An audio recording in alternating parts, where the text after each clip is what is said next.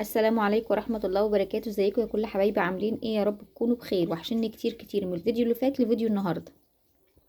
طبعا بقى يا جماعة كل سنة وانتم طيبين، بقى رمضان على الابواب بقى، خلاص خلاص بقى، يعني استعدوا بقى للصيام. والجماعة اللي ما بيصوموش اثنين وخميس يصوموا بقى عشان يتعودوا على الصيام. النهاردة بقى كده قلنا نعمل شوية رز بلبن كده بطريقة جميلة وسهلة وسريعة. يلا نشوف عملناهم ازاي، يلا بينا. النهارده بقى يا حبايبي هنعمل شويه رز بلبن. اهي حطيت كوبايه ونص رز، عليهم كوبايتين ونص ميه اهو.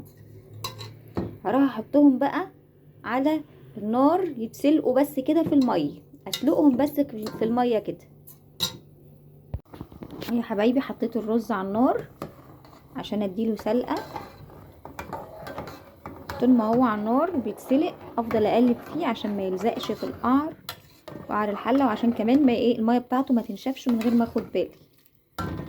اهو يا حبايبي، هنا بقى على العين التانية معلقه على الكيلو اللبن اهو بيسخن. انا كان ممكن احطه كده على طول في قلبيها على طول يستوي يسخن فيها، لكن انا عايزاه احطه سخن عشان ما استناش تاني على ما يسخن، لا اسخنه عشان يغلي على طول، اول ما احطه يغلي على طول.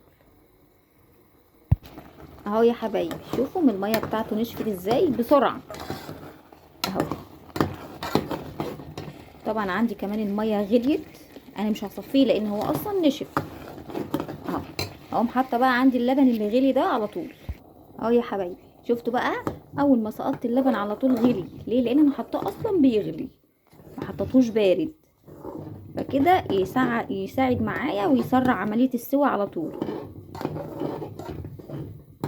وكده عندي غلي اهو بقى يا حبايبي. اعمل ايه بقى؟ احط السكر بتاعه عشان كمان يسيح معاه. حطيت بقى يا حبايبي السكر من 8 ل 10 معالق حسب الرغبة، حسب ما انت عايزة.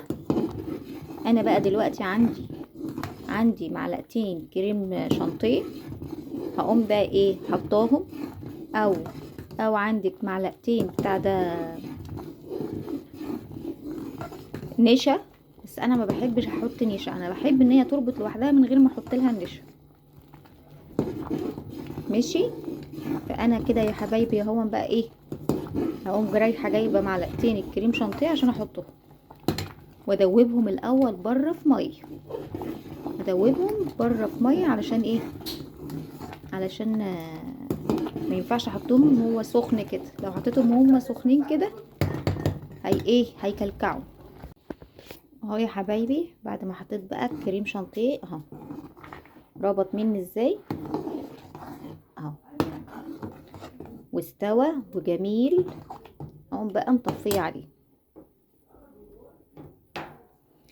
واروح اجيب الاطباق بتاعتي واغرفه فيها كده يا حبايبي. يكون عملت الرز بلبن بتاعنا. جو ساقعه طبعا وعايزين حاجه سخنه كده تدفينا، مش هنسيبه يسقع هو بس يمسك شويه كده وناكله دافي يدفينا في السقعه دي. متنسيش لو عجبك الفيديو بتاعي اشتركي معايا في القناه ودعميني كده واكتبي لي كومنت حلو. باي باي.